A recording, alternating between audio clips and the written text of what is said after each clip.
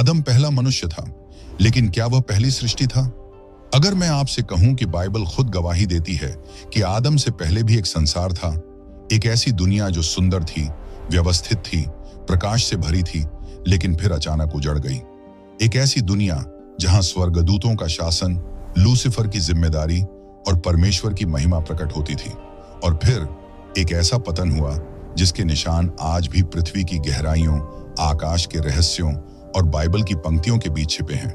आज हम कोई कल्पना नहीं करेंगे। एक भी बात बाइबल से बाहर नहीं जाएगी। हर दावा वचन से निकलेगा। आदि में, लेकिन कौन सी आदि? उत्पत्ति 1 का 1 कहता है, आदि में परमेश्वर ने आकाश और पृथ्वी की सृष्टि की। यहाँ एक बहुत बड़ा प्रश्न छिपा है।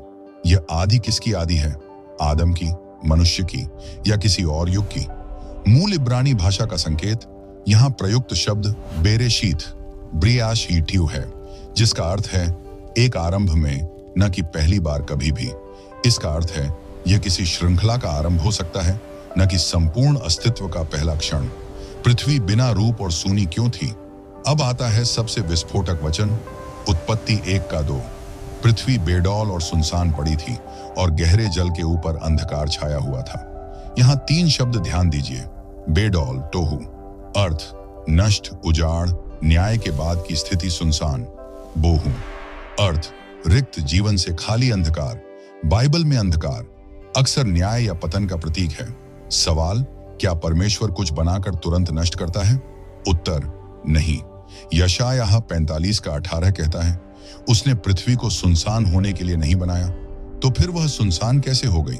आदम से पहले स्वर्गदूतों की उपस्थिति। अय्यूब 38 का 4 से 7। परमेश्वर अय्यूब से पूछता है, जब मैंने पृथ्वी की नींव डाली तब तुम कहां थे? जब भोर के तारे एक साथ गाते थे और परमेश्वर के सब पुत्र जय जयकार करते थे। भोर के तारे, स्वर्गदूत। इसका सीधा अर्थ, जब पृथ्वी की नींव रखी गई तब स्वर्गदूत पहले से मौजूद थे और आदम अभी बना ही नहीं था। लूसीफर, आदम से पहले का पात्र। अब हम उस पात्र पर आते हैं जिसके बिना यह कहानी अधूरी है। यहेजकेल 28 का 12 से 15। यह केवल किसी राजा पर लागू नहीं हो सकता। तू पूर्णता की मुहर था, तू अदन की वाटिका में था, तू अभिषिक्त ओढ़ने वाला करूब था। सवाल, कौन था जो अदन में था लेकिन आदम नहीं? लूसीफर। महत्वपूर्ण बात, यह आदम की अदन नहीं थी, क्योंकि यहाँ करूब का वर्णन है, यहाँ पत्थरों और अग्नि की भाषा है, यहाँ स्वर्गीय जिम्मेदारी का वर्णन है। यह एक पूर्व आदम युग की ओर इशारा करता है। पहला पतन जो आदम का नहीं था। यशायाह 14 का 12 से 15। हे भोर के तारे, तू कैसे गिर पड़ा? मैं स्वर्ग पर चढ़ूंगा, मैं परम प्रधान के तुल्य हो जाऊंगा। यह घमंड, यह विद्रोह, यह पतन आदम से पहले हुआ, क्योंकि आदम तब तक बना ही नहीं था। मनुष्य के गिरने से पहले स्वर्गदूतों का पतन हो चुका था। क्या आदम से पहले जीवन था? बाइबल कहती है, पृथ्वी उजाड़ हो गई, अंधकार छा गया, जल सब ढक गया। यह न्याय की भाषा है। यिर्मयाह 4 का 23। मैंने पृथ्वी को देखा, वह बेडौल और सुनसान थी। यही शब्द तोहू बोहू। यिर्मयाह यहाँ न्याय का दृश्य देखता है, न कि सृष्टि का पहला दिन। बाइबल के अनुसार संकेत मिलते हैं कि आदम से पहले एक पृथ्वी थी। वह पृथ्वी सुनसान बनने के लिए नहीं बनाई गई। किसी बड़े पतन और न्याय के कारण वह उजड़ गई। स्वर्गदूत पहले से मौजूद थे। लूसीफर उस युग का प्रमुख पात्र था। आदम की कहानी पहली सृष्टि नहीं, बल्कि पुनर्स्थापना से शुरू होती है। आगे क्या आएगा? आदम की सृष्टि क्या नई शुरुआत थी? 6 दिन, क्या वे पुनर्निर्माण के दिन थे? शैतान को अदन में प्रवेश कैसे मिला? अगर आदम पहली सृष्टि नहीं था, तो फिर परमेश्वर ने 6 दिन में क्या किया? क्या परमेश्वर हर बार शून्य से बनाता है, या जो टूटा हुआ है उसे फिर से खड़ा करता है? और अगर शैतान पहले से गिर चुका था, पृथ्वी पहले से उजड़ चुकी थी, तो सबसे खतरनाक सवाल यह है, शैतान को अदन में आने की अनुमति किसने दी? आदम को ऐसी दुनिया में क्यों रखा गया जहां पहले से शत्रु मौजूद था? आज हम कोई दर्शन नहीं, कोई कल्पना नहीं, केवल बाइबल की रेखाओं के बीच छिपी सच्चाई खोलेंगे। 6 दिन, सृष्टि या पुनर्स्थापना। उत्पत्ति 1 का 2। पृथ्वी बेडौल और सुनसान पड़ी थी। अब ध्यान दीजिए, पद 3 से परमेश्वर क्या करता है? परमेश्वर ने कहा, उजियाला हो। सवाल, क्या उजियाला पहले कभी था ही नहीं, या वह लौट आया जा रहा है? बाइबल का पैटर्न 2 कुरिन्थियों 4 का 6। जिस परमेश्वर ने अंधकार में से उजियाला चमकने को कहा, यह भाषा नई सृष्टि की नहीं, यह भाषा अंधकार के बाद प्रकाश की है, यानी 6 दिन अराजकता से व्यवस्था की ओर वापसी। पहला दिन प्रकाश क्यों आया? उत्पत्ति 1 का 3 से 5। उजियाला हो, और उजियाला अंधकार से अलग किया गया। ध्यान दें, सूर्य चौथे दिन बना, लेकिन प्रकाश पहले दिन आया। यह भौतिक प्रकाश नहीं, यह परमेश्वर की उपस्थिति का प्रकाश है। भजन संहिता 104 का 2। तू अपने आप को प्रकाश से ओढ़े रहता है। इसका अर्थ अंधकार न्याय की स्थिति है, प्रकाश परमेश्वर की वापसी है। दूसरा दिन जलों का विभाजन। उत्पत्ति 1 का 6 से 8। जल के बीच एक आकाश हो। सवाल, जल पहले से क्यों था? सब कुछ जल में डूबा क्यों था? 2 पतरस 3 का 5 और 6।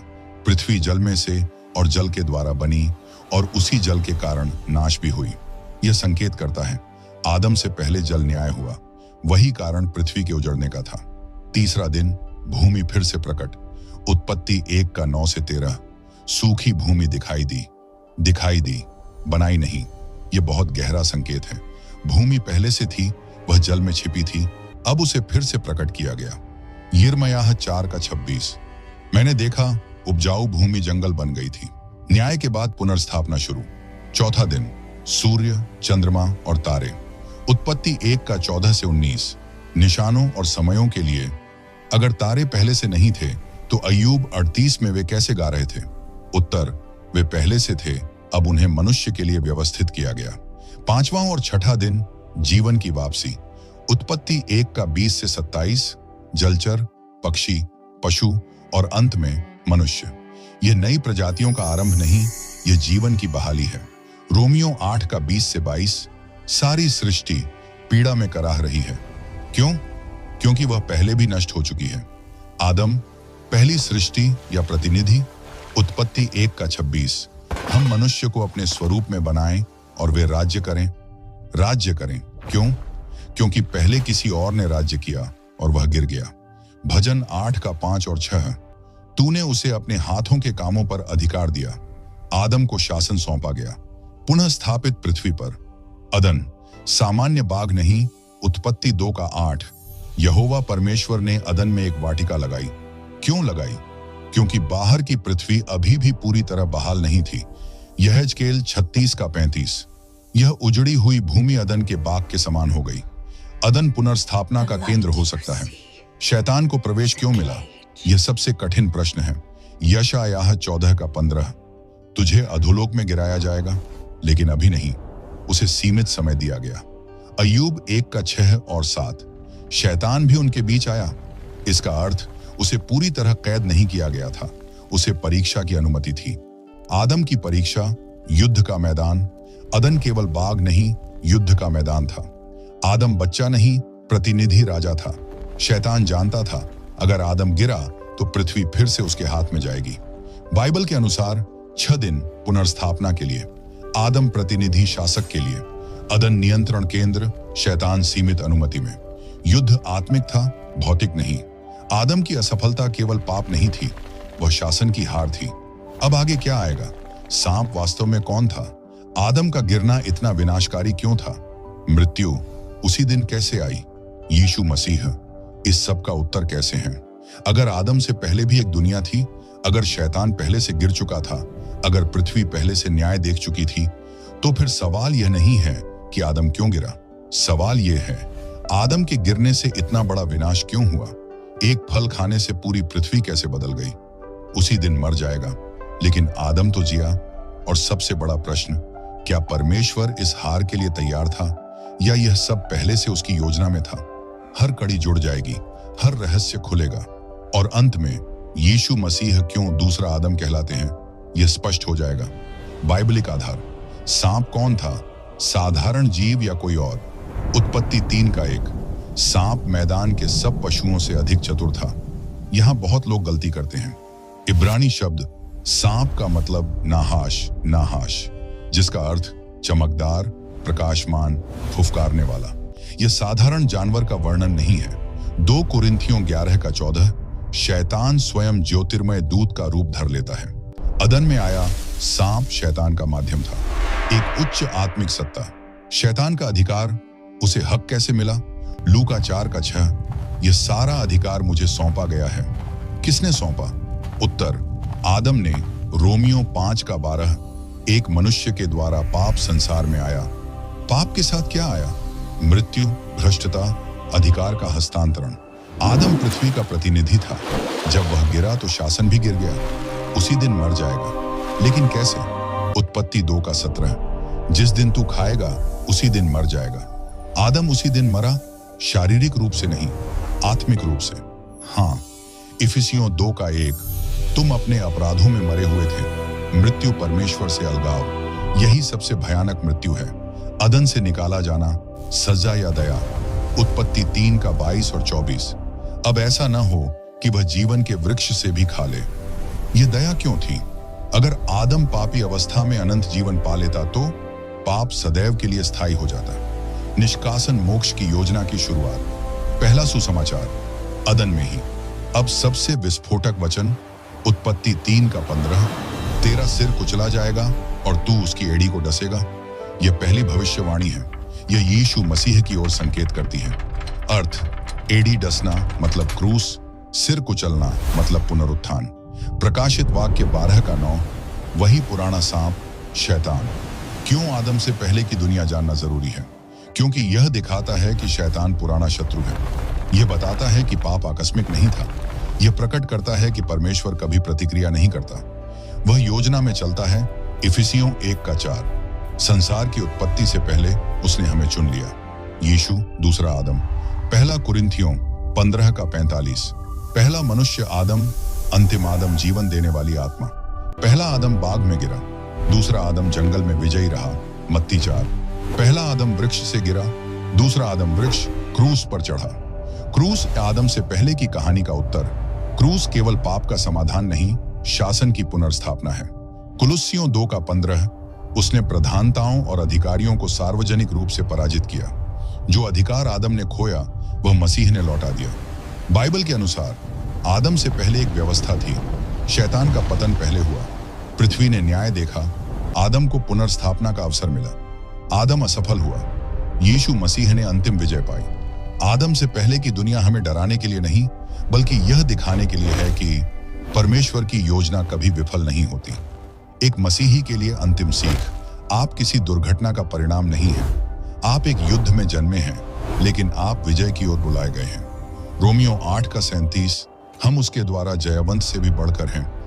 हमारी आशा है कि आपने इस वीडियो से ज़रूर कुछ न कुछ सीखा होगा। हमारे हर एक वीडियो का ये पर्पस रहता है कि आप उस वीडियो से कुछ न कुछ सीखें। हमारे आज के इस वीडियो का टॉपिक था आदम और उससे पहले की जनरेशन क्या थी, क्या है, क्या नहीं है। इसके बारे में बाइबल बहुत ज़्यादा तो नहीं बताती है, लेकिन इतना ज़रूर बताती है कि मनुष्य से पहले स्वर्गदूत बनाए गए थे।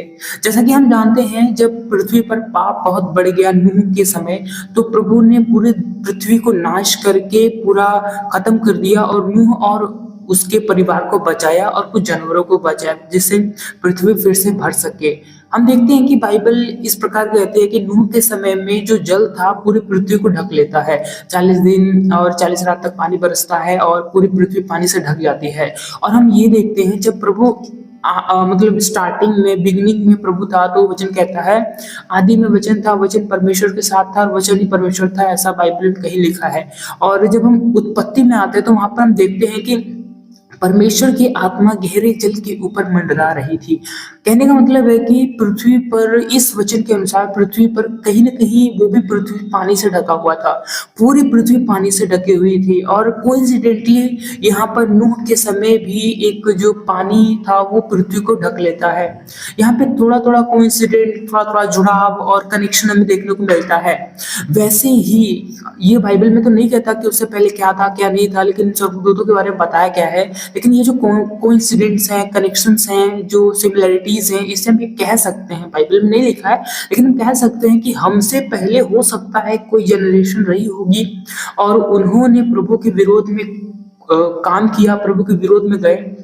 और प्रभु ने जैसे यहाँ आदम के बाद लोगों को नूह के समय खत्म कर दिया, वैसे उन लोगों को भी खत्म कर दिया होगा। यह हो सकता है स्वर्गदूत ही रहे हो, जबकि हनोक में भी, हनोक के समय से बाइबल में तो नहीं है, लेकिन ये स्टोरी बहुत लोग जानते हैं कि जब नेफिलीम और दानवों का जो मतलब बहुत ज्यादा वो लोग लोगों को सताने लगे, परेशान करने लगे। ये तो आफ्टर आदम के बाद की बात है। तो प्रभु ने वहां पर भी उनको खत्म करने के लिए ये जल प्रलय वगैरह लाया। तो कहीं ना कहीं कुछ न कुछ ऐसी बात पहले भी रही होगी कि लोगों ने स्वर्गदूत रहे हो या कोई भी रहा हो, तो हो सकता है कि वहां पर प्रभु की आज्ञा न मानने के कारण प्रभु ने उनको पूरे पूरे अस्तित्व सहित खत्म कर दिया है। हम नहीं जानते हैं, ऐसे बाइबल में बहुत सी बातें हैं, लेकिन हमें इस पर डिस्कस नहीं करना है। बहुत सारी बातें हम सोचेंगे तो शैतान क्या करता है, शैतान भरमाने वाला है, शैतान हमें उलझाने वाला है।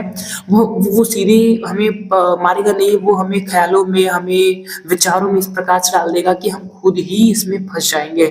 तो आज की वीडियो से ये केवल इंफॉर्मेशन था, इसमें कोई भी आपको मानने की जरूरत नहीं है। जो भी बाइबल के अकॉर्डिंग वही है। अगर बाइबल से बाहर है तो उसके लिए हम सॉरी चाहते हैं, और इस तरीके से आप इसे सीखें, केवल पॉजिटिव सीखें। अगर कुछ बाइबल से बाहर है या फिर कुछ ऐसा है तो आप उसको नजरअंदाज कर दीजिए, कि नेग्लेक्ट कर दीजिए, ऐसा समझ लीजिए कि वो उसमें है ही नहीं, और जो प्रभु के वचन का है वही एक्सेप्ट करिए। क्योंकि जब चावल में हमें कंकड़ मिलते हैं तो हम चावल के साथ कंकड़ नहीं फेंकते, बल्कि कंकड़ निकाल कर फेंक देते हैं और चावल को रख लेते हैं। वैसे ही कभी किसी से भी, इस वीडियो से नहीं बल्कि किसी भी वीडियो से, मैक्सिमम ऐसा तो बहुत सारी वीडियोस है जो कि फेक है, मतलब ऐसी इंफॉर्मेशन हमें बाइबलिकल नहीं मिलती है। लेकिन फिर भी अगर कहीं भी हमें वचन मिलता है तो हमें वचन को लेने पर ध्यान देना है, न कि उन कंकड़ों पर, और कंकड़ की वजह से चावल को नहीं फेंकना है। तो आई होप यू अंडरस्टैंड। हमारी यही आशा है कि आपने समझा होगा। आज के वीडियो यही तक, मिलते हैं नेक्स्ट वीडियो में। आप सभी को जय मसीह की।